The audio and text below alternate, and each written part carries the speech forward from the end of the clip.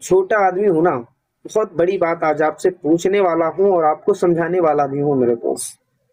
میرے دوست، جس زمانے میں ہم جی رہے ہیں نا، کیا یہ زمانہ اس زمانے کے جیسا ہے یہاں پر انسان کو اپنا سمجھتا تھا؟ کیا یہ زمانہ اس زمانے کے جیسا ہے جہاں بھائی کو بھائی سمجھتا تھا؟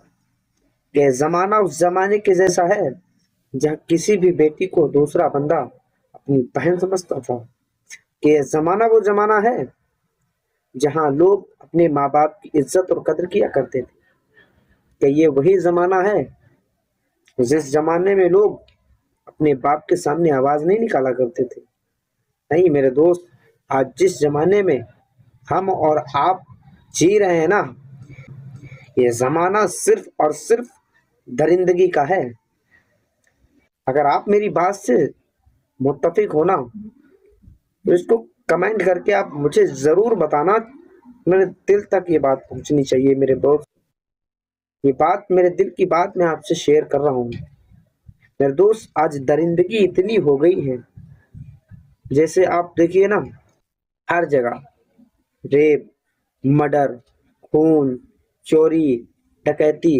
میرے دوست، ہم سماج کے جس پہلو میں آ رہے ہیں نا، وہ پہلو کسی بھی انسان سے نفرت تو ہمارے دلوں میں ایسا کوٹ کوٹ کر کے بھرتا ہے نا، جسے ہم بتا ہی نہیں سکتے۔ میرے دوست، کئی معاملے ایسے دیکھنے میں آئے ہیں جہاں انسانیت تار تار ہوتے ہوئے دکھی ہے، لیکن دنیا میں ابھی اتراکھنڈ کے کوٹ دوار کے اندر انسانیت کی ایسی جیتی جاگتی ایک مثال سامنے آئی نا، جسے دیکھ کر ہم اور آپ کیا بلکہ ساری دنیا اس انسانیت کے چراغ کی تعریف کرنے پر مجبور ہو گئی۔ آخر کیوں؟ کیونکہ اس نے انسانیت کا ایک ایسا کام قائم کیا نا، جسے تعریف کرنے پر آدمی کو مجبور ہونا تھا۔ میرے دوست، کیا ایسا ہم نہیں کر سکتے؟ میرے دوست، کیا ایسا ہم نہیں کر سکتے؟ کہ ایسی انسانیت ہمارے اندر موجود نہیں ہے جیسی انسانیت اس محمد دیپک نے کی ہے؟ کہ ایسی انسانیت ہم لوگوں کے اندر موجود نہیں ہے؟ لیکن نہیں، ہم ایسا نہیں کر سکتے، کیونکہ ہمیں ضمیر گواہی نہیں دیتا، کیونکہ ہمارا ضمیر اب مردہ ہو چکا ہے۔ ہم انسان سے نفرت کرنا تو جانتے، لیکن دوسرے انسان کی مدد کرنا نہیں جانتے۔ ہمیں چاہیے کہ دوسرے انسانوں کی بھی ویسے مدد کریں نا جیسے ہم خود کی مدد کرتے ہیں۔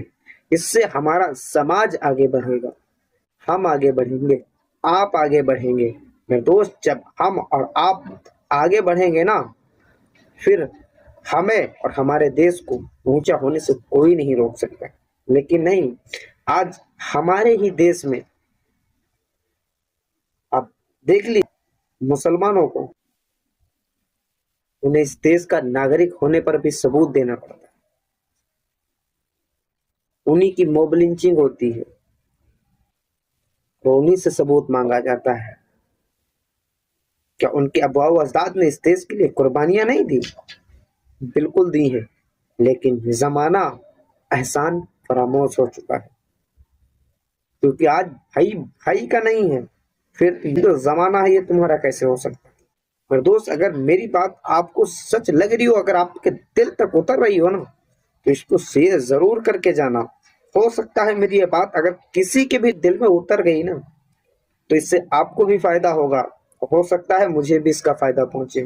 تو سماج کے اندر ہمیں آپس میں بھائی چارگی سے رہنا چاہیے، ہمیں اپنے آپ میں ایک ایسی محبت کی مثال پیش کرنی چاہیے نا